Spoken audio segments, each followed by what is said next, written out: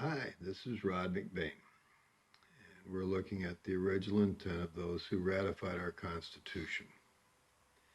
We remember that God has given power to men, the power to choose, and when men agree together, they produce great power. Men do agree together to form governments for their own benefit, for their protection, and for their prosperity. When they do this, they produce great power, and at times men, using that word all inclusively of humans, will attempt to use that power for their own benefit, their group's benefit, and at times to the hurt of the people themselves. This is something throughout history that men have tried to avoid and not done very well. Our government, as set up, was to be declared and restricted. And by that, the government would only be able to do those things clearly declared for it to do and nothing else.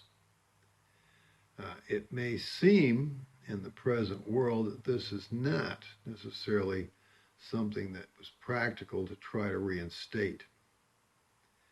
And I would point out that if you'll study the ratification letters, and this would be necessary, and study and think about the preamble or introduction to the Bill of Rights, which I've shown you earlier, you'll see that not only is this practical, it is the only valid solution. It's the only thing that works. Our Constitution does not exist without the Ninth and Tenth Amendments. It's said that produced the most enduring written Constitution ever created, and that came from the Constitutional Convention. The Constitutional Convention did not produce our Constitution. It produced a large part of the proposed Constitution. The ratification letters produced our Constitution, and that with the Ninth and Tenth Amendments, which completely changed the proposed Constitution. Now, there have been, since the beginning, men who would have a different government, a national government, a government in two forms that the states do not have any power, the people do not have any power, but really the national government has all the power. And secondly, that they can affect the people in all areas whatsoever, and that this is best. This had been similar to what they'd had in England at the time that we made our Constitution. There was no reason to get away from that. The aristocratic form had been used in Europe for years, and it's worked well. No reason to get away from that. They'd seen the Magna Carta, the Great Revolution, the House of Commons, Parliament. They'd seen many changes and developments, and they thought the British government was a very good thing. Also, there were many people who wanted to be lords, just as there were lords in England. The government granting power over land, which was what the control was at the time, and some in industry by this time starting to come along. And then the people would have to pay tax and or rent to those lords who would then in turn pay the government. This was the system, and this is what they wanted. Some wanted to do that at a state level. Some wanted to do that at a national level.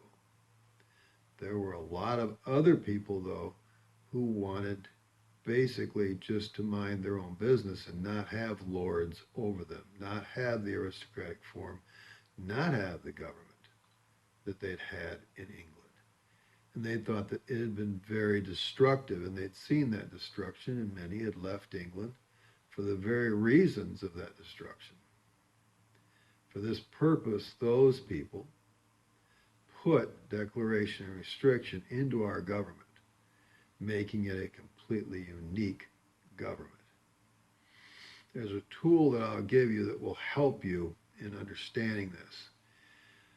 You can get the ratification letters, and if you go one place that you can go for the ratification letters is to http www.usconstitution.net/rat underscore, and then you see the NY, that's for New York's.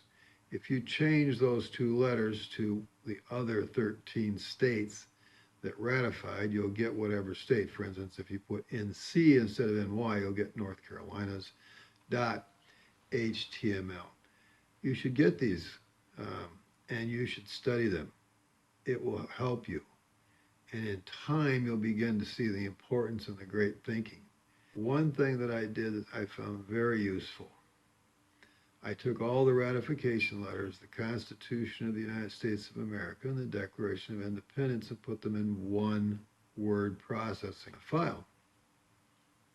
With this, I was able to do studies. For instance, if you go through all of those documents, you'll find that there is no use of national. There are many uses of federal. Okay, the federal government's what they wanted, none of national. These are things that you can use, and I highly encourage you to start to study these ratification letters. They are the key to understanding how our Constitution was to work. A republic of representative, declared and restricted, vested powers, okay, is what we got. And it is what works. Anything else without coming back to this foundation won't work. It simply will result in some form of a tyranny, one way or the other. You might have, a House of Representatives with a judiciary and an executive. It'll still be tyrannical. The only thing that prevents that is declaration restriction. This was the intelligence of the people who made our Constitution, and it's the intelligence we need to go back to.